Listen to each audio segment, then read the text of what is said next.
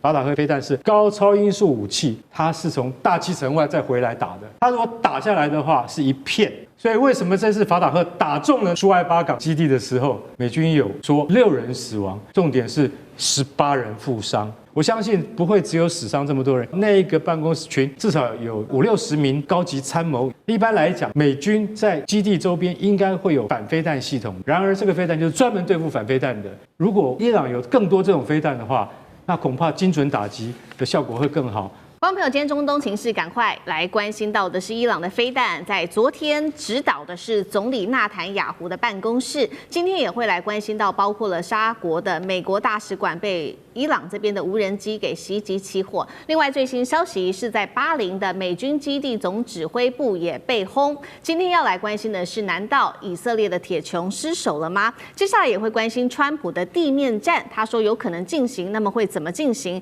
中东战争全面引爆。赶快来看到，这是最新消息，中东战火全面升级，而且是冲着领导人而来的。伊斯兰革命卫队发射了他的这一款海巴尔弹道飞弹，锁定的就是这个斩首攻击谁呢？以色列总理纳坦雅胡的办公室跟以色列的空军司令部。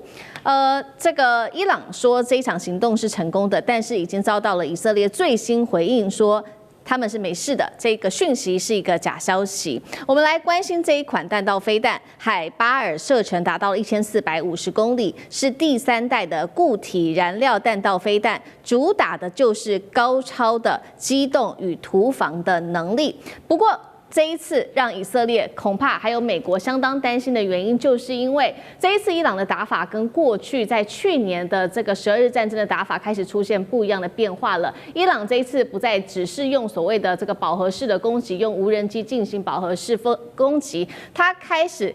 转变这种分层的攻击，一共是会出动2波。我们来看一下细节。首先，伊朗会祭出它的第一波是用它的低阶的武器，像是大量的火箭弹跟无人机，先来消耗以色列的这个拦截飞弹的库存，接着第2波它才会再次出动它的高超音速飞弹来打穿实际的以色列的防空网。我们赶快透过最新的画面，也就是最近期伊朗的攻击，来看它的这2波攻击是如何进行的。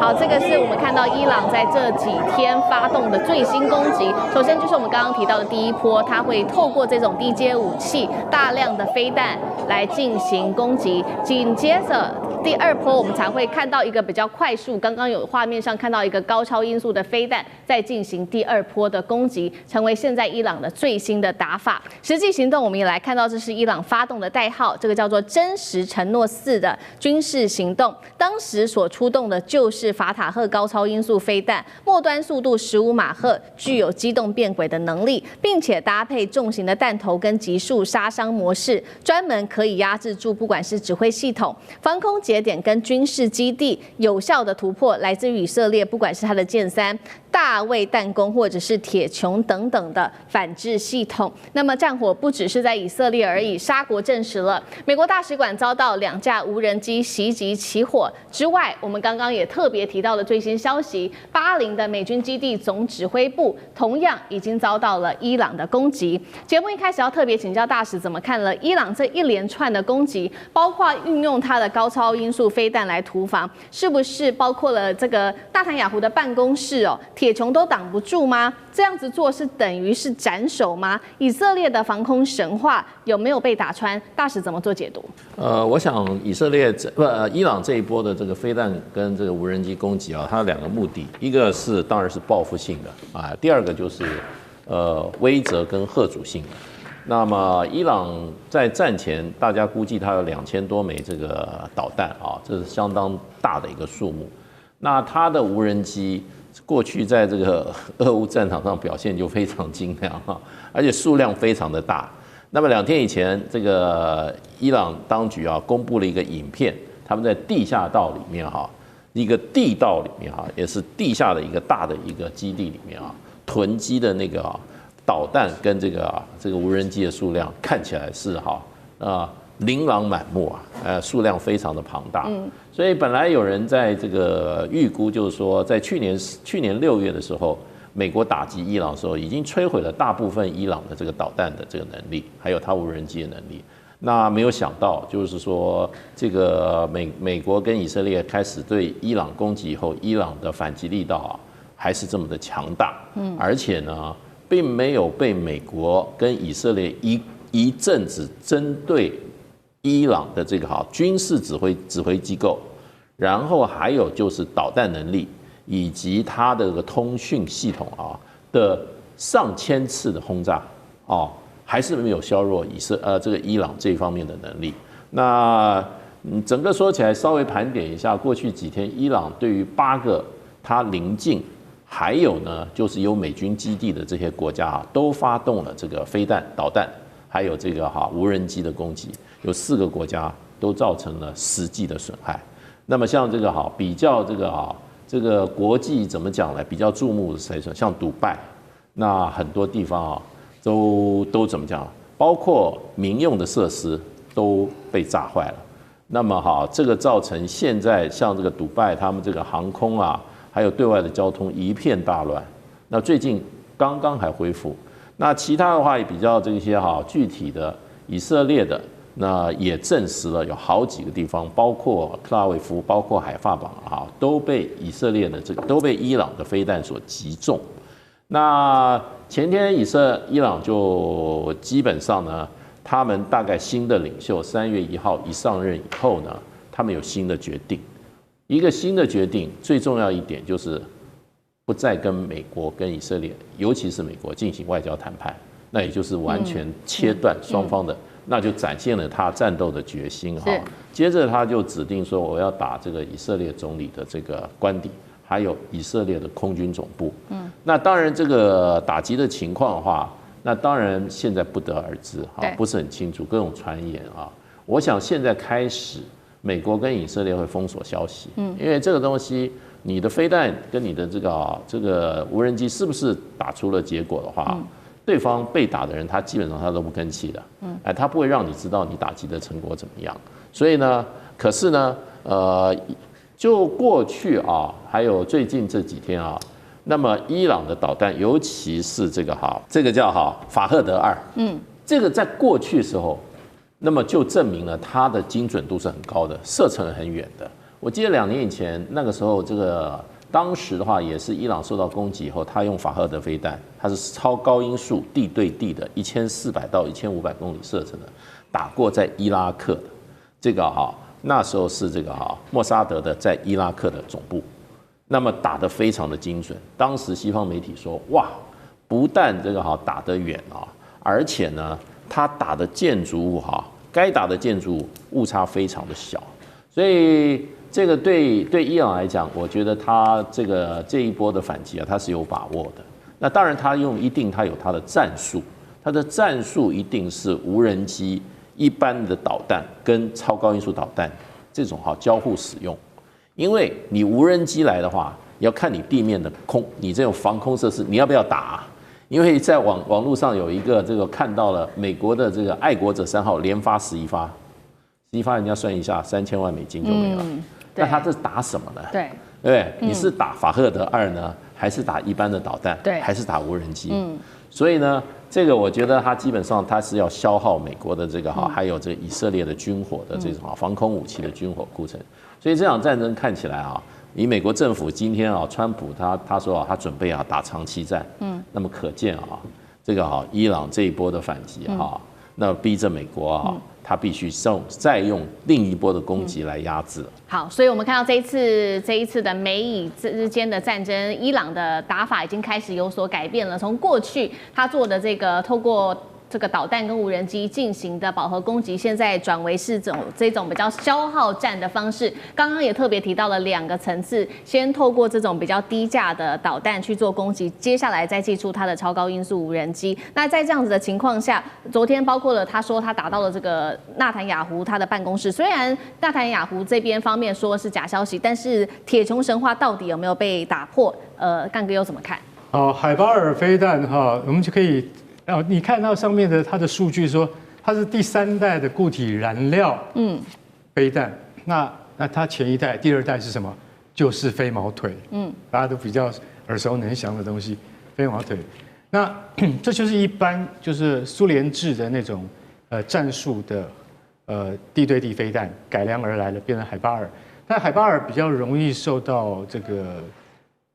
干扰，所以说你说他这一次斩首以色列总理尼坦雅胡这件事情到底可不可信？我觉得不管是伊朗或以色列，他都不会告诉你实情的。那但是因为以色列总理办公室他特别有发声明说，总理好好的，所以我们暂且还是相信说，这些飞弹可能没有击中目标等等。但是不要忘记了，像这样子的飞弹，伊朗非常多，所以这次打不中，我下次还可以再打你。倒是现在我们要讲的法塔赫，法塔赫就比较神秘了，因为法塔赫真正击中了苏艾巴港。苏艾巴港在哪里？在科威特。科威特苏艾巴港的一个美军的军事前线基地。好，我就坦白告诉你好了。这是美军中央司令部的前线办公室，就设在那边。一排。他们是用什么方式呢？因为像这种前线办公室的话，他们没有固定的建筑物，它是一排的货柜车在那边。你看起来像货柜，里面真的进去一看，你就好像是无人机的指挥基地一样。它有大型的屏幕啊，然后参谋很多。所以为什么这次法塔赫打中了那个苏艾巴港的基地的时候，美军有说3人死亡，后来更正是6人死亡，重点是18人负伤，受伤的人数现在又在攀升当中，怎么会一次有这么多人呢？一个美军基地怎么会同时有这么多人负伤或是殉职？就是因为他用的是法塔赫飞弹，法塔赫飞弹是高超音速武器。他的任务是专门对付敌人的反飞弹阵地跟系统，那所以说他的弹头动能在1000公斤以上，他如果打下来的话是一片，它不像飞毛腿飞弹打下来是一个点，所以你会发现说法塔赫这种飞弹怎么能够造成这么大的伤亡的原因，就是因为它是从大气层外再回来打的，所以它的动能非常强大。那当然它的这个坐标也要很精准。一般来讲的话，美军在基地周边应该会有反飞弹系统，对不对？然而这个飞弹就是专门对付反飞弹的，而且它这次对付的是静止不动的一个公式，就是什么？就是你的办公地点、货柜车、办公的货柜车，美军中央司令部的前线办公地点，所以这次才会有这么多士兵伤亡。所以大家要晓得说，美军在空袭伊朗的过程中，的确没有损害一兵一卒，但是这次被法塔赫飞弹给打中了，损伤是非常惨重的。所以这件事情对美国而言教训是很大的。我相信不会只有死伤这么多人，因为你要知道，那一个办公室群至少有大概50-60名这个高级参谋，以及非常精于操作无人机的士兵啊，以及前线的参谋。所以说不太可能只有这样的伤亡。是，我觉得当然美国的数据到最后会告诉大家，它不像伊朗会比较晦暗一点。对，所以我们可以继续看下去。如果伊朗有更多这种飞弹的话，那恐怕精准打击的效果会更好。不过专家的猜测跟理解是，法塔赫飞弹的数量不够，不然的话早就拿出来用了。这样。好，那现在美方面对还有以色列面对来自于伊朗的压力，不管是导弹或者是它的无人机，甚至有没有排除这个高超音速导弹，都还要持续的做关注。不过呢，美方现在持续的针对伊朗在做极限的施压。川普最新回应了，他说呢，最猛烈的打击到现在还没有展开，他要注意的是下一阶段，他说会更严厉，不排除川普说了会派遣地面部队。一位美国的高级官员也说了，接下来的24个小时之内，美军会大幅加强攻势。国务院最新已经要求14个中东国家的美国公民都尽快的撤离。那么，伊朗先前曾经宣称在科威特上空击落3架 F-15的美军战机，那美方已经站出来澄清了，他说这只是友军的误击。不管怎么样，现在可以看出来，美伊战争他们的这个战争的风险持续的升高当中。川普说的不排除地面战，有没有可能真的进行？如果真的发生的话，中东会不会引来全面战争？上次哥又怎么看？眼前川普最大的这个有个新的考验哈，就是他等于对伊朗开火，或包括特别把哈米尼打死啊，这个斩首，他现在必须要提交给国会。也就是说，最后国与国之间如果真的要战争的话，美国国会得要通过。所以现在川普已经正式提出来，那美国国会会通过吗？会不会像关税战那样子？其实还是这个关税的权跟现在这个开战的权，其实还是国会的哈。总统可以决定没有错，但是国会得要同意，这是眼前的一个很大的一个关键。但是都知道，川普其实向来都是会先丢出一些英文叫 future vision， 然后下一个阶段的一个东西，或者是说夸口的东西。我们知道，其实在川普在打的时候，刚把哈米尼弄死的时候呢，斩首行动完之后，他立刻说：“哎，这个伊朗这个地方，他有3个可以接班人，然后他再看哪一个可以跟他来谈。”所以他就立刻说3道4，可是事实上最后证明根本没有人要跟他谈，而且他一开始以为可以就碾压式的透过威慑你，还把你哈米尼把你斩首之后，你们大概就乱成一团，你们大概就得要投降了。可没有想到，不到24小时，接班的这个3个主要的团队，马上立刻就可以把这个回击。这令人赞叹哦！在全世界都这样，也不是乱打，而且还包括周边的胡塞组织啊，包括等真主党。其实现在特别是在整个以色列的各大城市的上空，不只是只有伊朗的这些火箭弹，跟包括他们的导弹，其实还有其他的这个搭配的一起穆斯林兄弟在攻击。但我们刚刚讲，除了他第一个部分他夸口说要跟我谈，第二个这个最新夸口就是有关于地面部队这件事情。当然，现在最新还有第3个夸口是什么？他说武器，因为如果你要打地面部队，你要先算算你有多少武器吧。除了飞弹之外，然后川普最新的说法是武器是无限多，他现在是这样夸口说，特别是中高型的武器绝对没有问题哈。所以这些夸口本身都看得到，川普其实是商人，所以他很多东西的放话的东西，这就像是他会投射下一个他具体的目标，所以他描述这个东西，但是是虚实，其实不见得。他都是先画给，然后之后再来调整。要知道，如果真的打到地面战，很恐怖啊！这不要说是国会同不同意，乃至于他自己本身就要真正进入实质的衡量。对，要知道3个角度：第一，美国永远都在打代理人战争。整件这件事情其实是以色列的问题，他只是聊得太前面了。所以你说他会真正的投入到地面战争吗？要知道，大家一定要了解一下伊朗的地形哦。伊朗其实是在中亚中间，才隔着所谓波斯湾的部分。我们所谓中东地区大范围的中东地区，当然包括伊朗。可是你就地理位置来说，其实伊朗其实更靠近中亚，跟旁边的这个伊拉克跟那个印度是很靠近的了哈，是更靠近我们这里。所以他现在打这个以色列是要跨过去打。他最近攻击那么多，其实穆斯林其他包括沙特等等这些国家，就是因为他的同一个方向，他并不是往右打，往前后打。很多人其实没有搞清楚伊朗的具体的地理位置，也就是说，地面战争这件事情，美国要怎么样过去？他要怎么样去打地面？难道这些其他穆斯林的，包括沙特，跟他一起打伊朗吗？所以地面战这里还要牵涉到整个支援的问题。要知道，这伊朗不是笨蛋，他现在马上就把一些海港当中美国的这一些航空母舰的补给的地方也都打烂了哈。所以伊朗真的不是笨蛋哈。再加上刚刚讲，伊朗不是笨蛋，所以如果你要打地面战争的话，对方如果也是很精明，像这一次我们看到反击这么厉害的话，恐怕不容易吧。好，观众朋友，今天节目一开始头条焦点，赶快来关注到现在全世界都在关注的中东战事已经正式的爆发了。今天会关心伊朗它的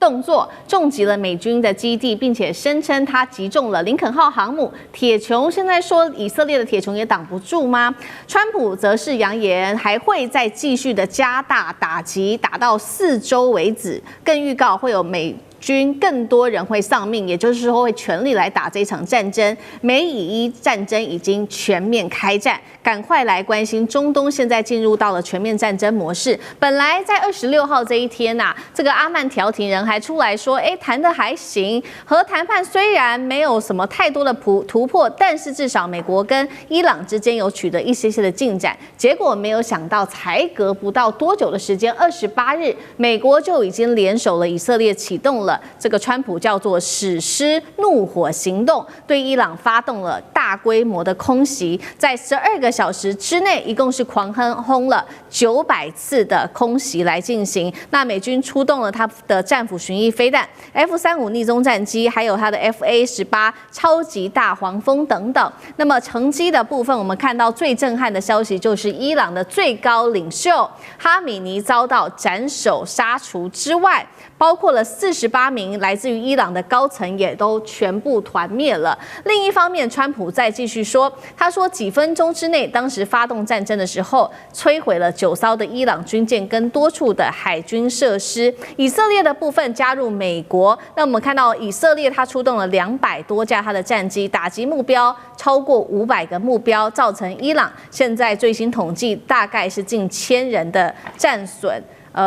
在这样子的一个状况之下，我们来看到伊朗的革命卫队也针对了美国的战损说出了一个最新数据。他说，美国有超过500死伤，传6名 CIA 的高官也都被炸死，这是来自于伊朗革命卫队的说法。但是美军说，目前的战损是3死5重伤，所以这数据上其实还仍有非常大的落差。针对于来自于美国跟以色列的攻击，伊朗方面也有立刻做反击，并且宣告没有红线。我们来看到伊朗的3层反击有哪些？首先，第一层包括了锁定了美军中东的命脉，也就是卡达的乌代德空军基地，还有其他多处的美军基地。这当中包括了在阿联、巴林跟科威特等等。第二个就是伊朗说的，美军的航母林肯号遭到伊朗4枚弹道飞弹给击中，战局进入了新的阶段，被美方给否认。最后一个是飞弹跟无人机，伊朗方面轮番上阵，压迫以色列的铁穹防空系统。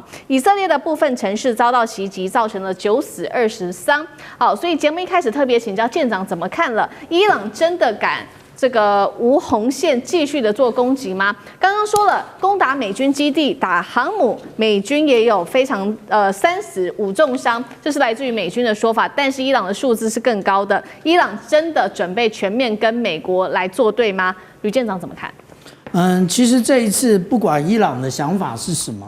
美国的想法也就是要打出一个结果，不能再像去年一样。那如果说我们看到最新的 BBC 的新闻啊，也就是今天早上的新闻，就是有关于荷姆兹海峡的部分。有关于荷姆兹海峡，其实现在已经发生船只遭受到攻击的一个事件，然后因为这个事件，所以我们看到这一个油价它一个飙升。那但是到底是被什么样的飞弹打到了？其实目前不知道，因为也没有提出相关的一个攻击的内容。但是我们如果从这一张画面来看的话，其实它的攻击点非常的高啊，但是也不是高就不是反舰飞弹啊。那我们日后看看共和卫队它是怎么样说明这件事情的。那我们现在看到这张图呢，其实是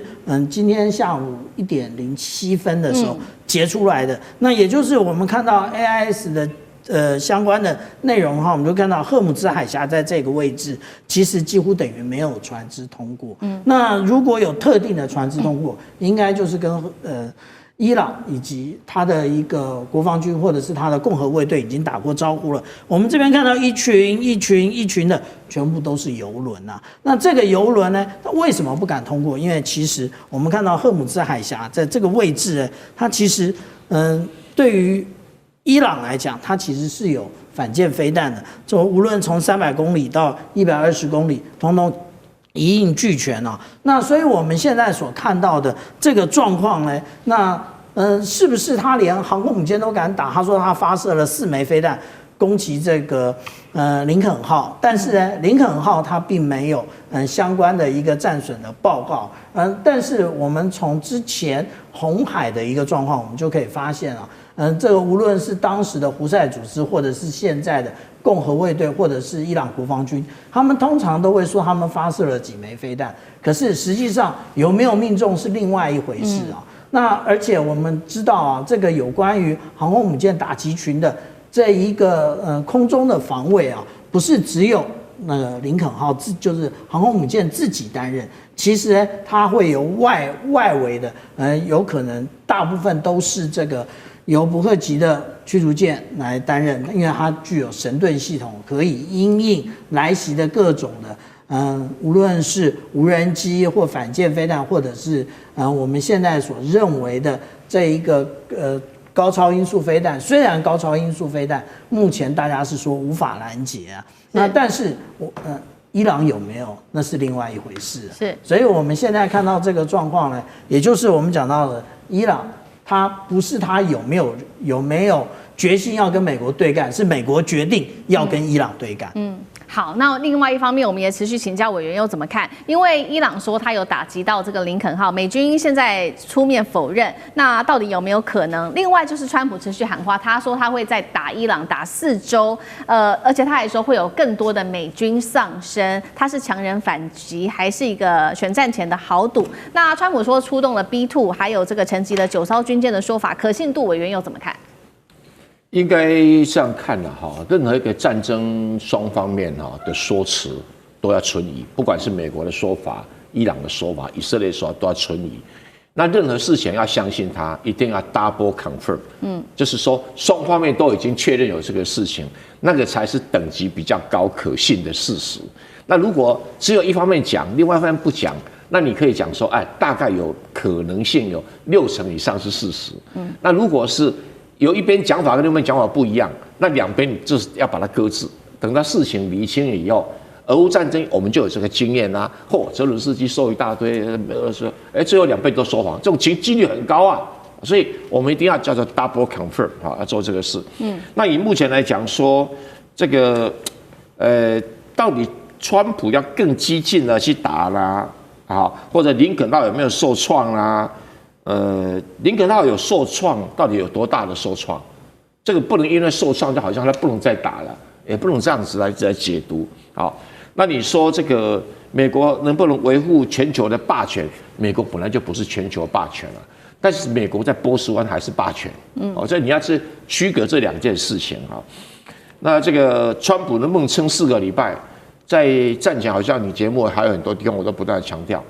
根本没有办法估算他到底手上剩下多少弹药，或者说他剩下多少战斧飞弹，这个导弹那个导弹不知道，因为照道理他在俄乌战争消耗不少，他在以哈这个战争也消耗不少，所以剩下有多少，还是要把对亚洲地区的储备全部都搬过去啊。如果亚洲地区的储备全部搬过去，那还真的够。可是搬过去的话，那如果中国大陆突然之间来那一下的话，那你美军不是说很凄惨哦？是，所以不晓得他怎么去考虑这个问题。我认为不至于全部搬过去，但是搬多少不知道。那这个至于 B2 有没有出动，有人说有，有人说没有，但是新闻上讲的，而不是这个正式官方版本。那所谓集成9艘军舰，那是美国讲的，伊朗这边也没有确认，所以我们可以让这个消息再等一点。但不管如何，我们在评估一个战争的时候，我们是用战损的角度来看这个问题。战损角度是什么？比如说打掉哈梅尼是10分，然后这个杜拜的反转饭店被打掉，大概就是1分。换句话说，军用设施跟人员它的价值比军民两用还要高，然后军民两用比纯粹的民间的还要来得高。那我们这样的评估起来的话，就像那个拳击一样我打到哪里几分，打到哪里几分最后统计结果谁赢？到第一回合打完了以后，确定是美国伊朗赢。这不用去否认它那接下来伊朗会有什么样的反击力道？那伊朗会讲很多，美国也会讲很多。不要去相信，我们一样要用客观的数据来 double confirm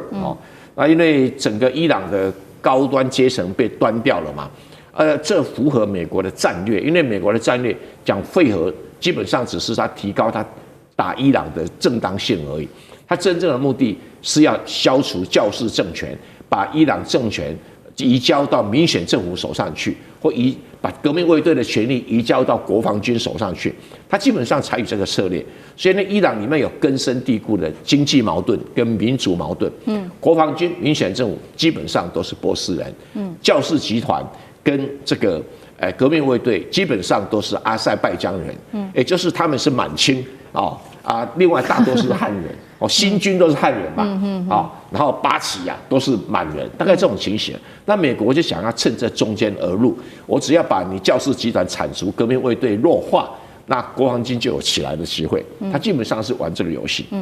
好，所以美国已经达成他所希望达成的目的之一。那其实现在呢，不管是美国或伊朗，可以看到双方都互不相让，也都说没有红线，会继续的打下去。这一场战争会不会从目前的空战变成地面战，甚至演变成一场区域战争？杨老师又怎么看？我觉得应该不至于，但是并不能排除它有发生军事战争扩大的可能性。这取决于什么？这取决于不只是你弹药的这个库藏是多少，也取决于最重要是政治的发展跟变化，尤其是伊朗现在内部。那美国川普为什么要打伊朗？他的说法是：第一个，伊朗的核武绝对不能容忍；第二个，伊朗是支持恐怖主义的国家恐怖主义者。这连国际媒体都不买这两个理由。那他在联合国安理会就这么讲。但是我觉得真正它的原因，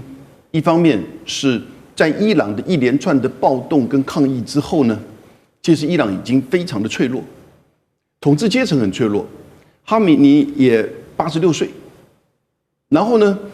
以色列跟美国的情报看到了机会，趁你病要你命。那当然，如果把这个神权政府的高层能够干掉，一定会有比如说理性务实的接班者，或者是改革派是不是能够取代？后面的变化很难讲。但是呢，他们在过去长久以来对伊朗的渗透，那伊朗已经像个筛子一样，所以你才会看到这么精准。就军事而言，这是个精准的斩首行动。但我觉得还有另外一个最重要的因素，川普跟内塔尼亚胡都有内部政治上的需求。你想想看，美国现在最高法院判这个关税无效，然后呢，淫魔案，川普的介入越来越多。ICE 现在在美国，这个是过街老鼠。年底的选举，美国的启动选举，所以川普需要一场军事胜利，尤其是过去46年来作为美国最重要的中东地区的挑战者、威胁。如果能够把这个最高领袖哈梅尼一举干掉、斩首成功，他不是一天到晚就在这边很骄傲的吗？你接下来看，你川普一天到晚会讲这个事情，他的支持者会以这个为主要的一个外交胜利。内塔尼亚胡也一样，内塔尼亚胡政权现在几乎要下台了，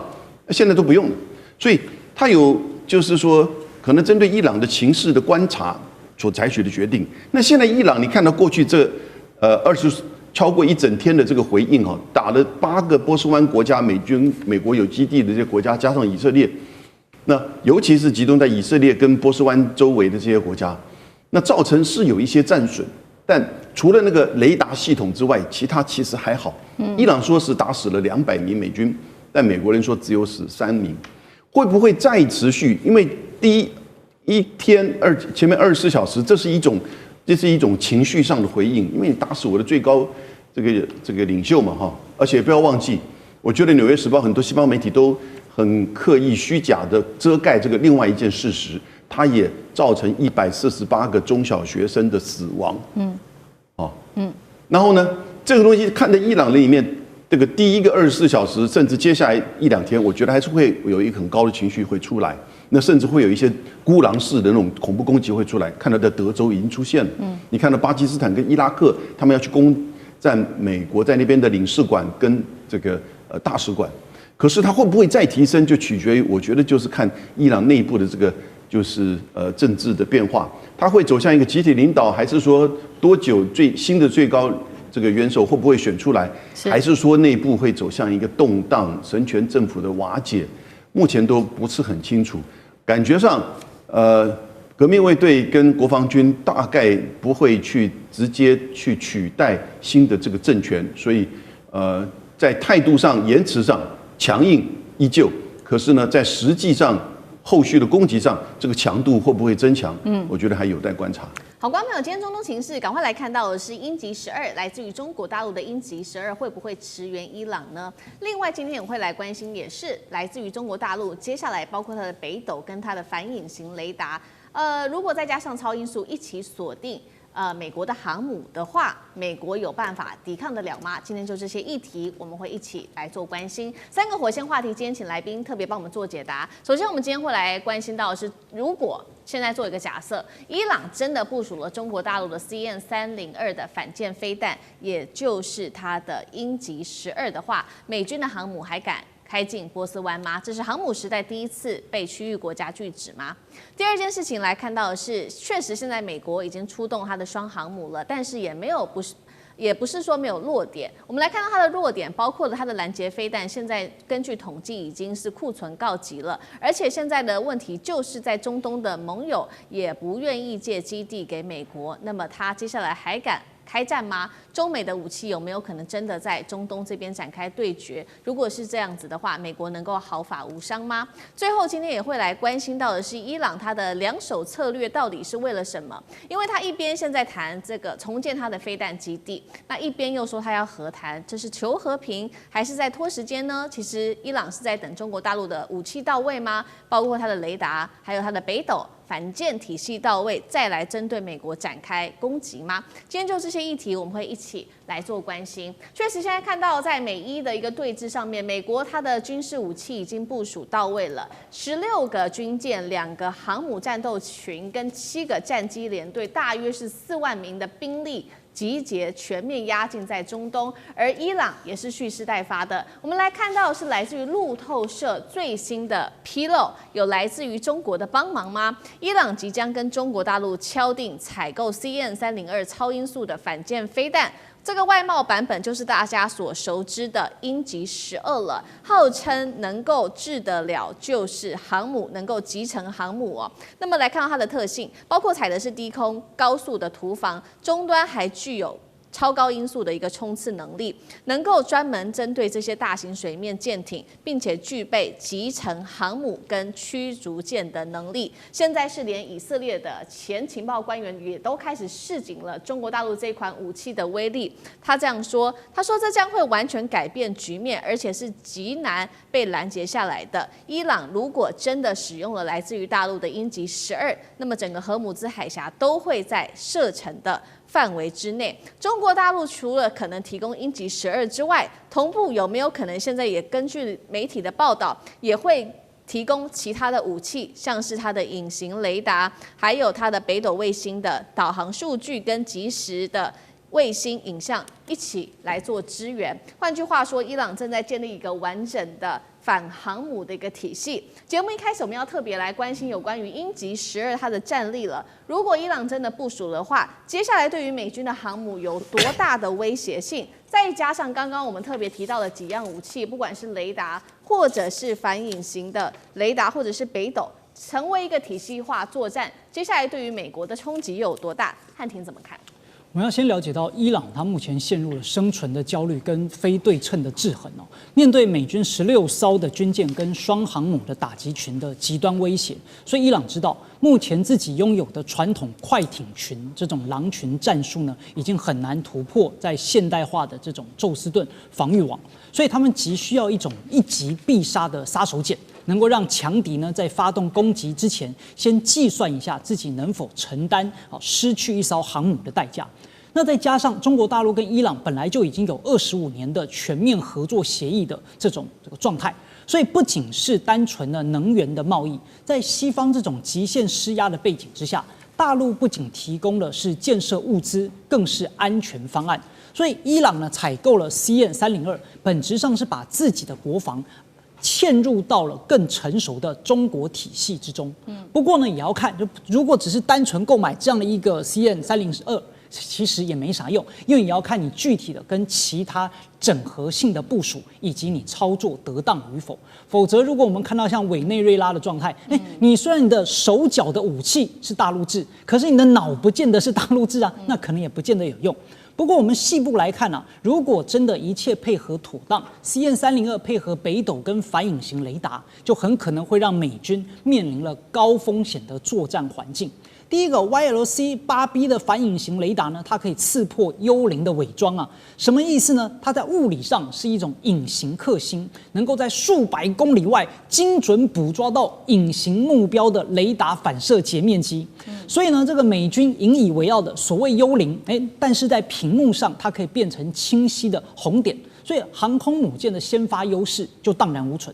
而第二呢，就是北斗卫星的导航了。过去伊朗的导弹受限于 GPS 的民用精准度，或者是俄罗斯系统不稳定嘛。现在如果接入了北斗3号全球卫星导航系统，伊朗就获得了厘米级的定位精度跟抗干扰的军用链路，让后面的 CN-302不再是盲目投射，而能够有一个可以实时修正的大脑，配合卫星的影像来支援。那最后呢，就是这个 CN-302的超音速突袭了。那它能够以低于20米的高度贴海飞行。对于宙斯盾的系统来说呢，反正因为种种的限制，当雷达发现它的时候它可能距离舰艇只剩下30公里。所以以3倍的音速来撞击250公斤的战斗部，它的动能就相当于直接释放数吨的高能炸药，可以呢废掉一艘伯克级的驱逐舰。所以在这个状态之下，如果真的能够3位一体，那么美军面临的就不再只是零散的骚扰，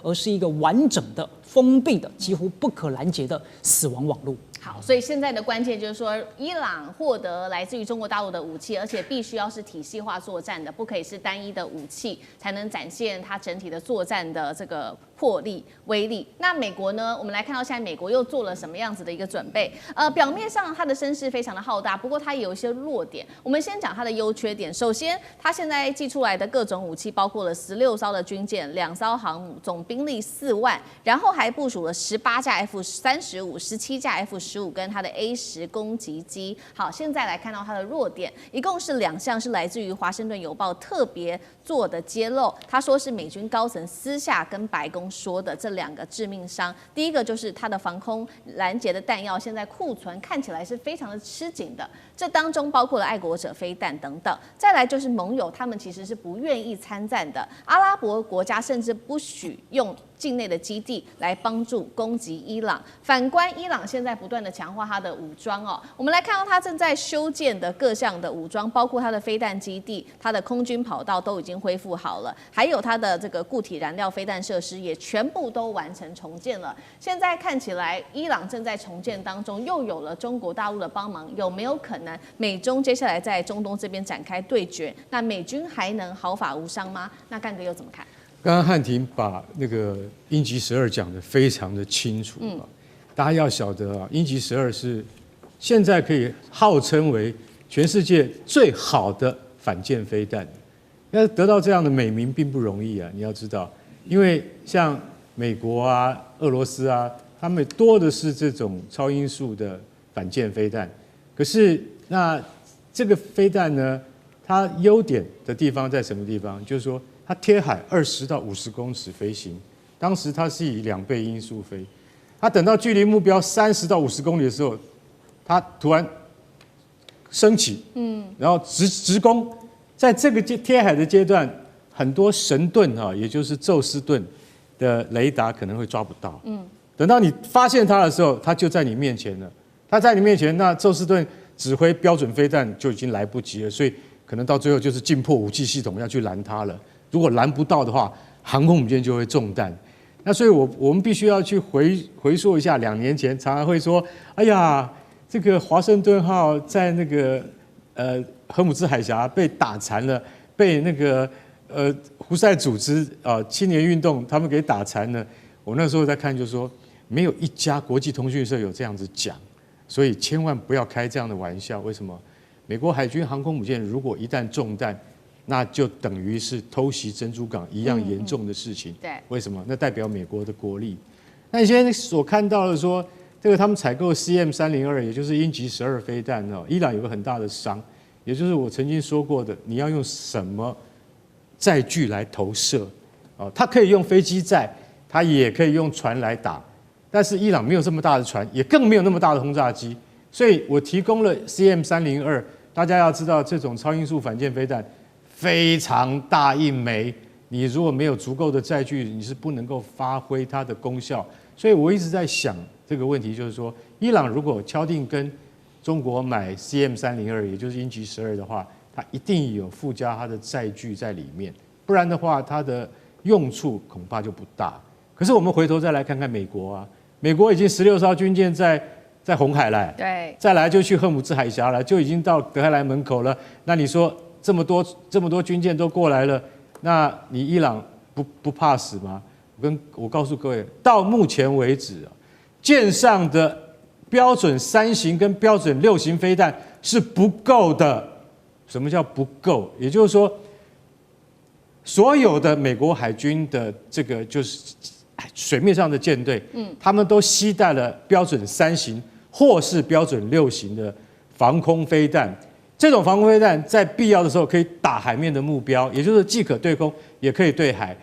可是现在的数量是不够的。我举一个例子，去年美国的海军舰队司令部司令考德尔上将，他对着那个美国的军工业，他开会的时候，他直接讲一句话：我绝对不会原谅你们。他讲的话非常重，你知道为什么吗？因为我的舰队没有足够的标准飞弹。所以今天这个新闻就验证了1年以前舰队司令部的司令他所讲的话，到现在没有改善。你知道吗？缺乏这么多飞弹，库存告急。为什么会告急？很简单啊，就是因为最近支援了以色列去防什么？防伊朗打过来，就去年嘛，防伊朗打过来的那个飞弹，所以花了很多。因为美国是无条件提供给以色列的，所以耗费很多。在这种情况底下，还有在这个海峡上面要预防青年组织他们打飞弹过来，所以像这样的飞弹，还有另外一种叫爱国者，爱国者耗损最大。那你知道五角大厦也评估了，要恢复库存要5年，要5年。他们还讲了另外一个数据，他们说要恢复送给乌克兰的标枪飞弹，比较小的那种反坦克飞弹，要13年。大家知道吗？所以4万大军，美国大兵集結在那个荷姆兹海峡外面，你等上了岸以后，你恐怕发现你反坦克飞弹你都不够，更不要讲说我刚才讲的那种对空拦截的那种巨大的飞弹都不够啊。所以在这种情况底下，我们讲一句实话，就是说你粮草先行啊，结果你发现粮草也没来，然后你川普你现在要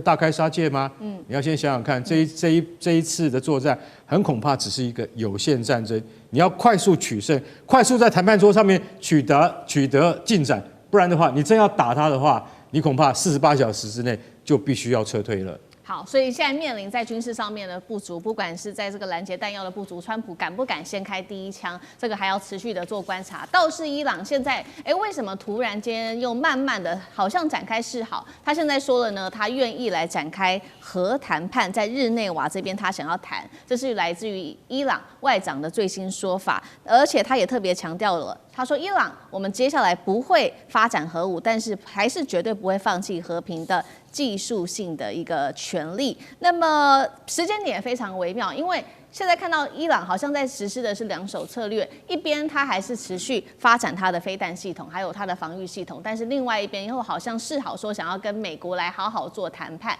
大家也在解读说，川普这个伊朗到底在想什么？他是不是现在呢正在等中国大陆的武器完全的到位，才会对美国展开攻击？那大使又怎么解读？其实伊朗我们今天观察，从很持平的观点看，伊朗已经做了很多让步了。那就不晓得美国到底要求伊朗是什么？因为伊朗的外交部外长已经多次声明，他说我们已经草拟好一个有关发展核武协议跟美方要签核武协议的一个草案，准备26号带到日内瓦去谈。那这一次在谈判的时候，美国只提出2点要求啊，第一个就是废导是什么？导弹。他要伊朗把他的导弹系统把它废除，自废武功。第二个就是废核。那废导的部分，伊朗说绝对不可能，美国也没有继续再谈了。那废核的部分，伊朗说我没有要发展核武，我也不会发展核武。那可是呢，我发展核子和平用途的能力这一点我不能放弃。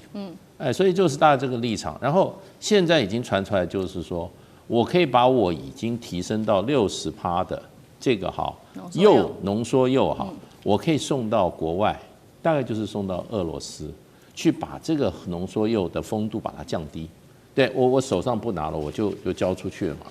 那这一点事实上的话，伊朗部分已经讲得蛮清楚了。可是美国对伊朗的这个施压，从来没有针对伊朗这一些提出来的具体方案做任何回应，只是说伊朗就是说这个对美国的威胁很大，而且最近说这个伊朗已经在研发可以直接打到美国本土的导弹了如何，然后说伊朗若拥有核武的话，那这个对整个区域来讲，对世界来讲都是极大的威胁。中东将